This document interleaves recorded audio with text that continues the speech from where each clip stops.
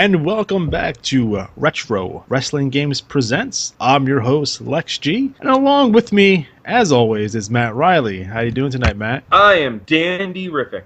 So tonight's episode, we're going to take a look at WCW Nitro for the PlayStation 1. WCW Nitro was released by THQ for the PlayStation 1 game console in 1998. This is one of the first games in terms of wrestling that had full motion video.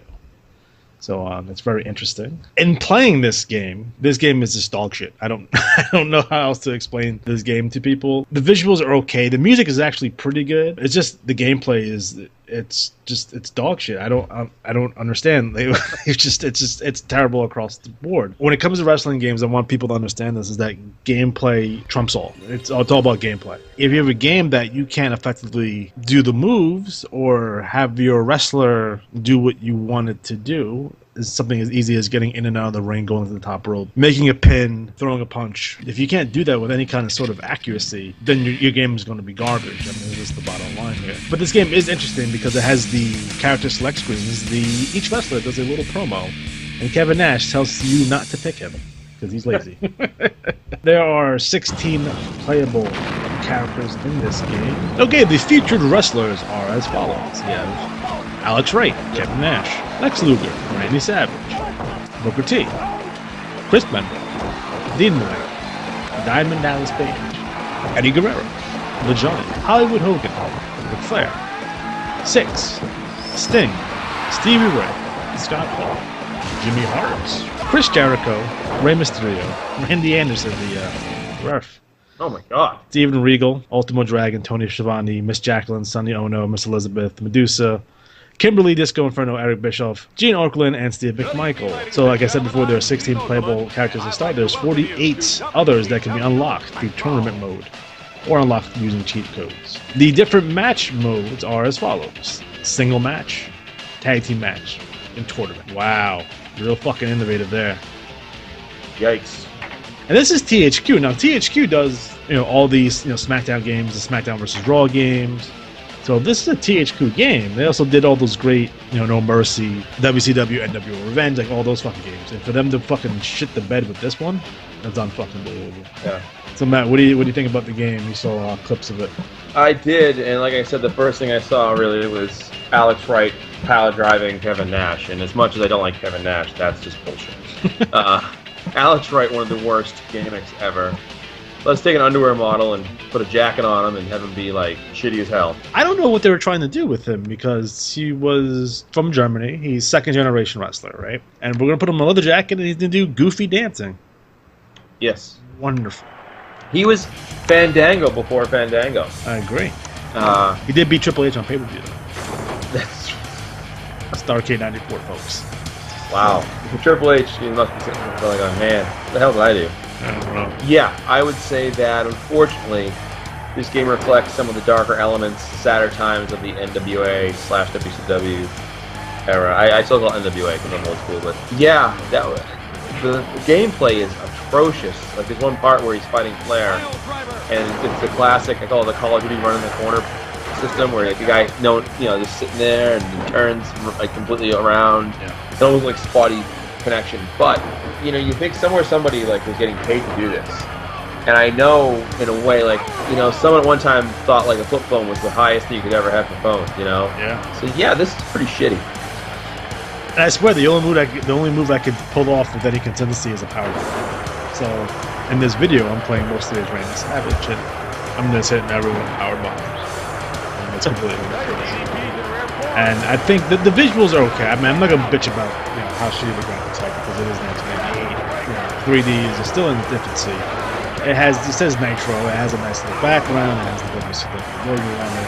It looks like there's no fans, which anyone knows 1998 WCW shit was packed. Now, if this was 2000 WCW, exactly, I would understand. But overall, I mean, the game is a piece of shit, and I'm surprised. I'm shocked a little bit. I went to IGN to see how what they were in the game, and they had it at 7. I'm like, holy fucking shit, are they fucking shitting me? I understand that was the rating for the time, but even at the time, there's no way I would rate this more than maybe a 4 or 5. Right. Because the music is good. I like the music. I like the full motion video. They do this thing where if you lose the match, they show video of you getting carted out on a stretcher, which is neat. The promos on the character select screens are interesting. Definitely enjoyable that way. Just the gameplay is inspiring. Yeah, that's I think the biggest thing. The gameplay is so hard to visually watch. Like, I get the spinning around imagery and all, but like it just looks terrible. The name of this game is WCW Nitro. I just want to talk a little bit about my favorite wrestling show when I was a youngster was WCW Monday Nitro. It was my favorite, wrestling show. I thought it was far superior than Raw for an extended period of time, until at least the middle of '98. Even the early shows in 1995, I just liked them better. Again, it's just personal preference. So, Monday Night Nitro started in September of 1995 and ran through March of 2001. They produced 288 episodes. The first announced team was Eric Bischoff, Bobby the Brain Heenan, and Steve Congo McMichael. Oh my god. Yeah, so I don't understand. And it was a 1 hour show to start, and then it went to 2 hours, and then eventually it went to 3 hours. Sounds like another program that we see now. Steve McMichael used to do this goofy thing where he'd bring out his chihuahua and have his chihuahua dress up in costumes. Like he would wear a sombrero, or it'd be wintertime, he would be wearing a goofy hat, like a Santa hat, and being an idiot. So, I really did like that show. It was a nice alternative to what we saw on Monday Night Raw. We saw superstars that we've never seen before. We had the cruiserweights on there. Again, this is pre-NWO, so anyway, again, you had this interesting, and I find it interesting because I'm a little and I like. So they launched Nitro with this. Lex Luger, made a surprise in the very first Nitro, which took place from the Mall of America. Mm-hmm. And they did this kind of, Luger's like this tweener kind of dickhead that comes in and he automatically challenges Hogan for the belts. And Sting's like his friend, and he's like, no, Luger's okay. And Hogan and Savage is like, no, this guy's an asshole. It was different. I felt that angle was different because he had Luger as a heel, right? Clearly, he's clearly a heel. It's Luger, right? You have Sting, who's a babyface, but still his friend. Doesn't matter that he's a heel or not. And then you have Savage and Hogan, who have a sordid past, and they have their issues. And everyone is going after the world championship. So Luger makes the point. It's like, everyone says that I have a hidden agenda, but my agenda is not hidden. I want to be world champion. Macho, don't you want to be world champion? Sting, don't you want to be world champion? What's the problem here? So I thought that was really interesting, and really put up the belt very strong. So Matt, what's your thought on Monday Night Nitro? Actually, it's called Monday Night. Yeah. Well, I was a fan of that era, and I still believe that the biggest thing that hurt the product these days is the lack of competition. When I say competition, I don't mean like Ring of Honor or TNA. I mean like a serious Monday night, raise your game because you're fighting for views type thing. And that's the thing. I mean, maybe somebody can go against SmackDown, go head to head, so the 2 hour is more manageable, more feasible. But I think what's happened is back when Nitro was on, you had that Luger can walk in, Rick Rude can walk in, like a star can come over, and there was like an even level playing field of star power. I don't get the feeling of the same level of star power when you have, like, for example, James Storm went to TNA, from TNA to NXT, and then was like, all right, whatever, not for me. Because to me, like, you had AJ Styles pretty much go right in, Yeah. Like, bam. That has star power. And I think they recognizing that was better, because if they had him with NXT first, it would have been different. Now, there's some guys that if you don't bring them to the main roster right away, you're going to dilute them. Right. So an AJ Styles would have been diluted if he would have spent 3 months in NXT. I mean, it's the bottom line. Even Anderson and Gallows, they went straight to the main roster. They didn't go through NXT. Yeah. Now, Samoa Joe is different because they had signed him to an exclusive NXT deal. Like, he had a different contract. He came in just to put guys over. Like, sort of like how they did with Rhino. And they brought in, like, these veterans and Samoa Joe. They brought in, like, the American Wolves for, like, a shot. He was only supposed to be, like, a per night. And at that point, I think Ring of Honor and TNA, they got, like, new deals or something, and they would try to re-sign him. So, like, no, we're not, we're going to sign Joe long term. Fucking. Yep. So we're going to take away your biggest star, or one of your biggest stars. You're not going to be able to have him. So he might actually go to main roster sooner versus later. So interesting the point about Nitro and Raw and bringing competition today. You think competition today would expand the audience, or you think it's going to split it in half? Because that was the big fear in '95, that they're just going to split the audience in half, and it didn't. It expanded it. Honestly, I think it would actually expand it because, like I said, when you have competition, people will watch. Like there's a lot of I'm trying to think of a good genre. Like there's a lot of zombie shows on, there's like Walking Dead, Fear the Walking Dead, there's Z Nation. If you're a fan of zombies, if you're a fan of wrestling, another show, you'll check it out. And if they keep you hooked, you'll watch it. We watched the deletion match, and talked about it. It was bizarre, but it was a way to draw fans in, and I think what happens a lot, like you look at Chikara Pro, I like that they call the guy the commissioner of fun or whatever it is, or manager of fun, because its idea is be engaging, draw fans in, keep their attention. I think what happens is when you have, I think in a way, WWE takes their audience for granted because there's no other competition per se on a main street level. Even though I think Ring of Honor has a lot of talent, I think TNA has a lot of talent. I think New Japan, Championship Wrestling from Hollywood, a lot of talent. There's groups out there with talent. In a way, you can kind of see right now they're plucking a lot of that talent out of those leagues because they have to bring a lot of NXT guys up. But what has to happen is, well, if you bring those guys up, you have guys that have nothing to do. Like Kane's going to be in his last legs. Big Show last legs. Mark Henry. Those are guys that would have years ago cycled out and gone to TNA or gone to a rival Nitro. If they, I think a Tuesday night show would be a viable option. You'd say, okay, let's put on a 2-hour broadcast going head-to-head with SmackDown on a cable channel that has power, like Sci-Fi, and saying Sci-Fi, Spike, FX. Right, or FX might be a good choice. Some kind of national brand and say, hey, look, they're getting these kind of ratings. We're going to give you a program. And you'd have to do is, like Lucha Underground, right? Here's an example. I know right now the show's a 1-hour package, and it's fantastic. But you can say Lucha Underground goes to, I think right now the problem is, I don't get El Rey Network. Me neither. I wish it did because it looks fantastic. Right. I'd watch it every week. But my cable channel, I can say it, my package is like the second package up, so I don't have every single channel. But if there was part of a bigger carrier, if there was more options. I remember when I used to watch AAA out of Mexico, I could get it on Galavision, and then it was Univision, it was bouncing back and forth, and then I had a third channel where I had CMLL, so I could kind of bounce around and watch different things. I think this game, for example, is during a heyday of when wrestling was really hot. I was talking to Jamie about this and saying wrestling's getting back to being big again, But the problem is you can't take that next leap if you don't have someone to compete with. Like Usain Bolt tonight won the 200 meter in the Olympics, and he made a comment afterwards about, he really wanted the world record, but there was no one ahead of him to kind of charge him up the beat. I watched that race. He won it. It looked like he was jogging compared to the other guy.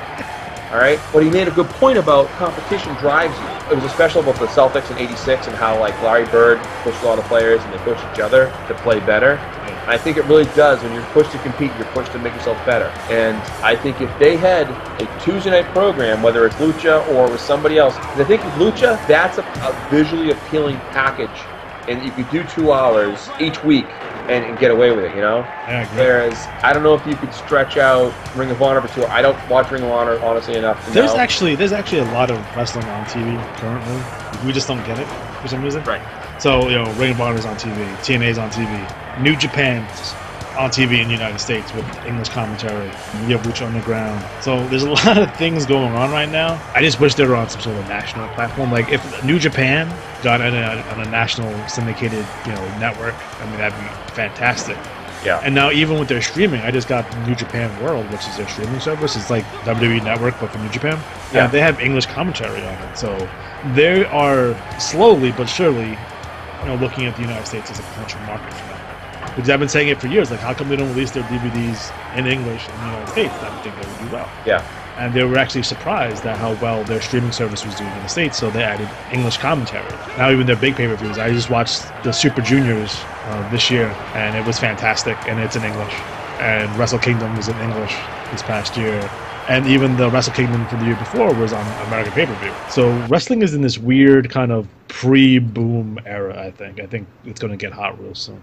I think what might be the wild card factor is some sort of wealthy wrestling fan getting in and, as I'd always say, avoiding the wrestling pitfalls of doing it right. Yeah. Like what's going on with Lucha Underground. They have the money backing it. They have the right product, the right look. Back when my friend got married a few years back, we went to a bachelor party, and part of the party was we went to it was actually MTV was doing a thing with AAA, I believe. They had some talent. It was like a Lucha Underground type show. Yeah. And I forget the name of it, but basically we were at like one of the first tapes, and we were so loud they dubbed over us.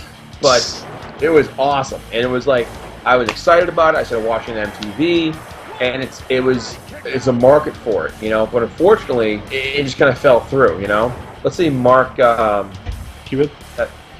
Mark Cuban's like sees this and goes, you know what? Someone pitched to him a wrestling promotion on a Tuesday night, going head to head with WWE. You know, we're gonna take them on head to head. We're gonna bring in Kurt Angle. We're gonna raid the other leagues or combine some of the best talent in the world, or we're gonna take Ring of Honor and make it mainstream. I think my only problem with some of the packages, like you don't have it so much in TNA, but like when I watch Ring of Honor, and I'm not saying like Jay Lethal's in good shape, but a lot of the guys there have what I call the indie look. They're just so thin. Like the Young Bucks are fun as hell, don't get me wrong, but they look like the younger brothers of the Rock and Roll Express. Yeah, if they packed on about 30 pounds, I think they'd be. Did they? Like they're getting bigger, so. Good, and I don't need to say like, you know, they gotta hit the roid rage and everything, but I'm just saying like when you visually look at it as a fan looking at it, you go, well, I got the American Alphas, I've got the Club, I've got New Day, and then I've got the Bucks. Like, who are the fans going to really buy into? Too afraid. Like, we saw that thing earlier from the FCC about the complaint about Rusev. Yeah. It's a legit complaint, you know? That's how you know it's working. Right. That's exactly right. And that's the thing is, I think if you had a company that was willing to take some daring chances like that, you could have fun. Like I was saying, when they need someone that's going to stick with you for the long haul. You can't have someone that's like, oh, we're going to back you for a year. I'm like, no, in wrestling, it probably takes a good 3 to 5 years to start making money. But once we start making money, we'll really start making money. But you need someone it's going to have to be like a vanity project for them. Like, you don't care if they lose money because for the first couple of years, they're going to lose. I saw someone make a comment on one of the message boards or one of the Facebook pages about if they really wanted to make maybe it's a podcast I listened to. They're saying, like, set up a once-a-year tournament and have McMahon host it, but just waive all you know, like anybody can be in there. So Ring of Honor, whatever. If you want to make a big splash, let's say Mark Cuban backs this company and says, we're going to do a tournament for the first month. It's going to be all tournament matches, and we're going to bring in the tag champions from Ring of Honor, the tag champions from New Japan, the IWG, you know, like all these different groups, and have them go head-to-head and establish the interleague relationship. And then make it sort of a thing where some of the talent can stay on. So we are rapidly running out of time. So overall, do not recommend WCW Nitro for the PlayStation 1. The game is, like I said, is dog shit. So stay away from this game and play some of the other great THQ games. Would it be Revenge, No Mercy, WrestleMania 2000, VPW 64, VPW 2, SmackDown. But stay away from this game because this game is terrible. So for Matt Riley, I'm